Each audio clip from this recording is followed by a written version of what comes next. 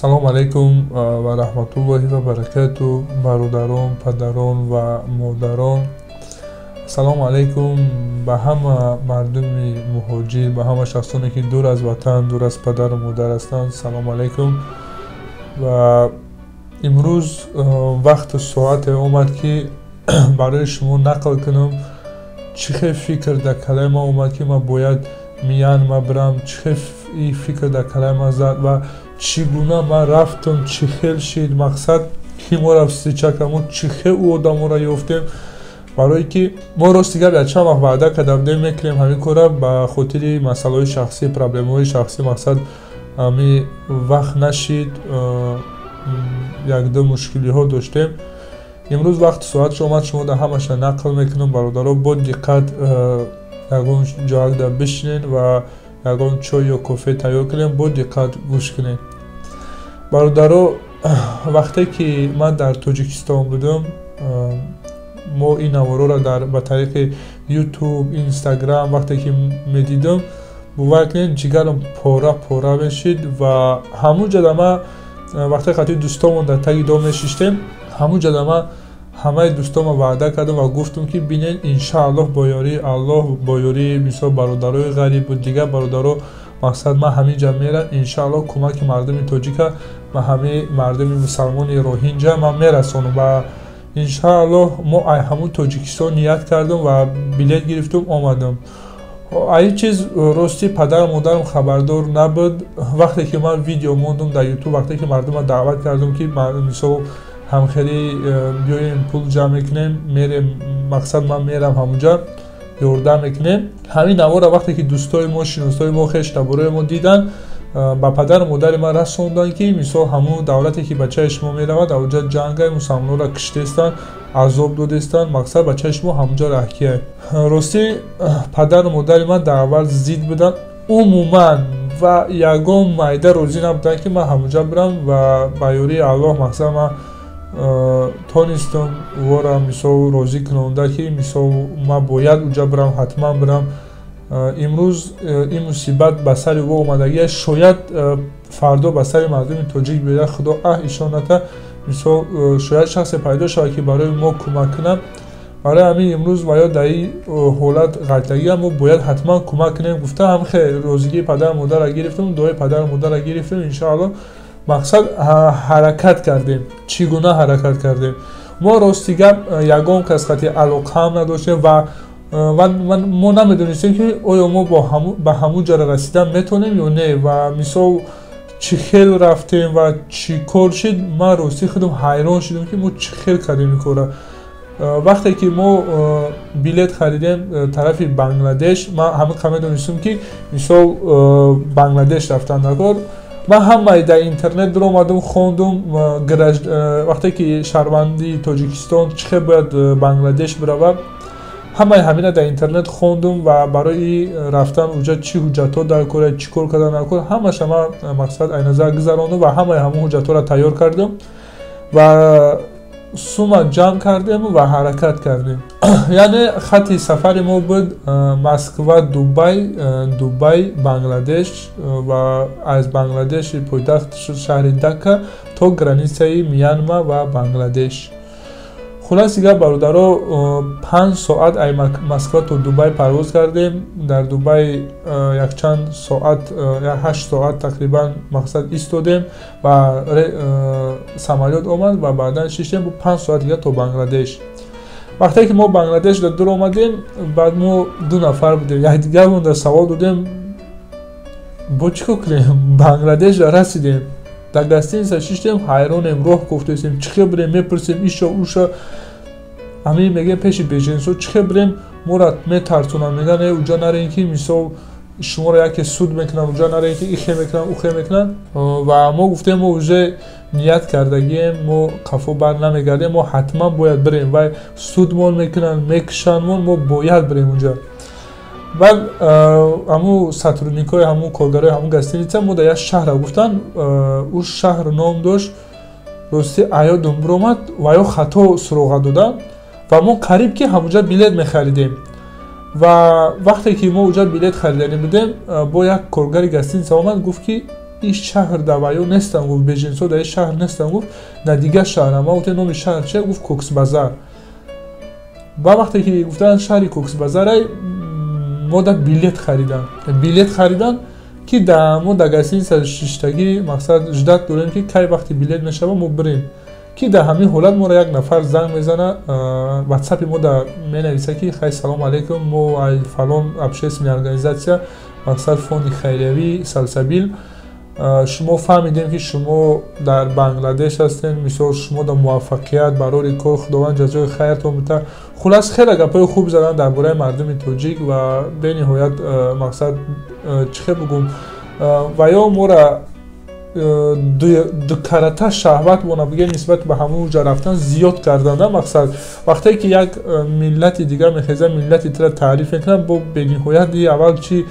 میشه در نزد مردم قدر بلند شد در نزد خداوند چقدر تو به قدر میشه گفتن مقصد به همین نیت بود میشه دو کرته زیاد میشه مهرمون چیشی که ما زودتر باید همونجا بریم و بعدا این نفر ما را گفت که شما یگان نفر دارین که در کوکس بازار شما را یاردم بکنه میشه استریچت بکنه و بفهمونه که چی خیر و چگونه باید خیر کنین و ما گفتیم نه نداریم یگان شناس یگان کسا نمیدونیم و ما همه خیلی توکل به خدا آمدگیم و گفتم مبلغ زیاد داریم گفتم خیلی داریم همون مبلغی را که ما میتونیم که مثلا زیاده 2-3 هزار اویله را صاحب اقلا 15 یا 20 روزه خوراک تامین کنیم و بعدا نیت داریم که کلودس مقصد کچرکه برای آب سوز کنیم و دیگر غیر همون مبلغ ها داریم ده مقصد و ما را گفتن برای مبلغاتون سخت احتیاط باشه برای که بنگلادش شهری فقیره شهری بین‌نهایت کم دولتی بین‌نهایت کم بغله شاید برای شما سوی قصد کنن مقصد شاید برای جان شما بین‌نهایت خطرناکه و در مهمانخانه را با یگان کس هم هوی نکنین تا وقتی که سطرو دیگه میشه کارگر همون گستین سنه یا در یگان کس هوی نکنین که این بین‌نهایت خطرناکه و همو میسو اتوبوس دم رفتین خاطی اون کس گپ نزنین یگان کس هم خلاص گپ ای همه به خطر میسو کجاش خطرناکه چخله همین چیزا ما را آگاه کرد و ما را گفت که احتیاط باشه و در دین ما راستی گپ شما وقتی که در اونجا نباشین این حس نداره ما به نهایت در دین ما ترس جاشید که شاید برای سوم میسو ما را مقصد قتل میکنن نو وقتی که ما توکل به الله آمدگی بدیم وقتی ما تیار بودیم که ما را میکشن ما را ترمه میکنن چیکار میکنن نمیکنن وقتی که ما همه توکل قطعی آمدیم ما با ترس عدیل ما روز یک گم شد یک مدت یک چند قدر عدیل ما ترس بود با همون ترس گم شد برای که ما گفته بودیم همون تاجیکستان همین نیت قطعی آمدیم که ما را میکشن یا چیکار میکنن نمیکنن ما همه چیز در تیاره ما باید همونجا بریم ما باید مقصد کم هم باشه کمک کنیم اگر کمک هم کرده نتونستیم مقصد همدردی کنیم ما رسیدیم در شهر کوکس بازار ما را پیشواز گرفتن یعنی استریچت کردن برادرو مقصد همون مقیمای کوکس بازار ما را استریچت کردن بردن گستینیچه مهمانخانه بردن جو کردن و به مهمانخانه بردن که در اونجا مقصد تا خیلی امنیتش با قوت بود خیلی مثلا بگیم بزاپاس نبود که و یا میدونستن که ممکنه که در جان ما سوی قصد کنن و خاطر همین بهترین مهمانخانه را برای ما مقصد یافتن و ما را در اونجا جو کردن و این نفرایی که ما را استیچه کردن این نفرها را ما دادن همون فوند سلسبیل بچه ها از چچینیا برادرها مقصد هوایی ما دادن همین اینفرماسیون را و ما رفتیم انشاءالله ما را پیشواز گرفتن خلاص دیگر وقتی که ما در همون کوکس بازار رسیدیم ما به نهایت گرسنه بودیم که مقصد هیچ خوردگی نبودیم 2 روز هیچ خوردگی نیستیم به غذای او یگان کوسک همین یک چند پوره نانی که و یا نمک هم نداره مزه هم نداشت و ما یورا گفتیم که ما دخواه یگان چی بیاریم ما بخوریم رفتن با آوردن با اوقات تیزی تومچی میشه خوردش نمیشه و با نخوردیم راست دیگه عجیتی بگیم خیلی گرسنگی به نهایت عذاب کشیدیم به نهایت مقصد گشنه میموندیم اوقات نبودن که بخوریم یگان چی نبود بخوریم فقط KFC بعد یافتیم در جا KFC یافتیم الحمدلله بعد عبیدم همونجا میکردیم زفترکم همونجا میکردیم همش همونجا میکردیم بعد یا گفتن شما خیلی خیر میکنین مثلا چی مقصد دارین چی نیت دارین خیلی گفتیم خیلی مثلا میخوایم که به هر یک اویله را به هر یک اویله نه به هر یک نفر مثلا 15 روزه یا 20 روزه خوراکش حساب کنین چی در کار میشه ما همون چیزا رو میخریم میاریم خیلی برای گفتن که مثلا دال میگن در اونجا خیلی رنگ برنج گندم خیلی چیزا دال نام داره دال برنج و یا بیشتر برنج میخرم برنج شکر روغن صابون و خلاص دیگه ما خیلی قبچه‌چو تیار کردیم روز اول ما آبشی تیار کردیم برای 1200 نفره ما روز اول بردیم برای 700 نفر برای 700 نفر بردیم با پگش برای 200 نفر با برای 200 نفر دیگه بویا بردیم خلاص دیگه بیا روز رفتیم پول تقسیم کردیم این سحر تا بگه مقصد 1000 روبل 300 روبل 400 روبل هر خیل وابسته به اویله در چند نفرن همون مقصد به همون وابسته به همون اویله پول تقسیم کردیم زیاده ای 40 خانه سوز کردیم یک مبلغ کلودس زیاده از 15-16 کلودس مقصد پول روان کردیم سوز کردن این همین گونه برادرها در اونجا بسیار سوالا میشید که فوندای خیریوی بدن بله بدن برادرها ازبکستان قرقیزستان نبود ازبکستان امریکا گرمانیا عربستان ترکیه روسیه بود نماینده روسیه بسیار بودن دیگر دولت ها مقصد همه همیا بدن و کمک کردن به نهایت کمک بسیار مالزیا اندونزیا همه جا آمده است همه کمک کرده است بود بعد بسیاری ها گفتن که سبب پرچم برداشتن در چی بود میشه سبب چی بود که پرچم برداشتی میشه و برادرها میشه هر یک نفر ما شهروند جمهوری تاجیکستان هستیم و پای مقصد وطن ما هستیم ما یکی از نماینده های میشه مردم تاجیکستان که بودیم به خاطر همین که این پول که از نه تنها از مهاجران از فدراسیون روسیه بلکه از دیگر مهاجران هم بدن میشه ای امریکا برادرها بدن ای گرمانیا بدن ای کره بدن میشه آدمایی که ای کره روی کردن نتونستن یا دیگر شهر روی کردن نتونستن و یا زنگ زدن روحش ما پرسیدن و نیت هم و خداوند نیت هر یک نفر اوگاه و یا نیت کردن اوجه سهمی و یا در اونجا هست مثلا برادرها ای تاجیکستان بودن به خاطر همین پرچم برداشتن به خاطر همین بود که مثال ما نماینده ها از جمهوری تاجیکستان هستیم ما شهروندان جمهوری تاجیکستان هستیم و وقتی که مثال ما در همه جا ما را میپرسیدن مثال شما ای که جای ما میگفتیم ای تاجیکستان روسی وقتی که تاجیکستان خطی اونجا روابط دیپلماتی یعنی رفت آمد دیپلماتی ندارن یعنی یگام همکاری خطی بنگلادش ندارن ما را نمیشناسن نه که الحمدلله مثال ما شناس کردیم و بردیم و یا در فهموندیم مقصد خیلی نفرها بودن که در ولایت تاجیکستان معلومات نداشتن و معلوماتی مثلا بعدی که ما این کار کردیم و یا در ولایت تاجیکستان معلومات گرفتن و دیدن اینترنت رو اومدن و فهمیدن خوندن تاجیکستان در کجا جایگیره و چگونه زندگی داریم مقصد همه همینا را فهمیدن این به نهایت خوب شد و یک کس با مثال سپورتسمن میگیریم مثال میگیریم امروز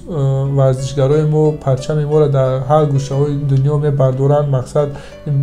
به نهایت خوبه راستی وقتی من میبینم یک نفر ورزشگر پرچم ما را میبرداره من راستی یک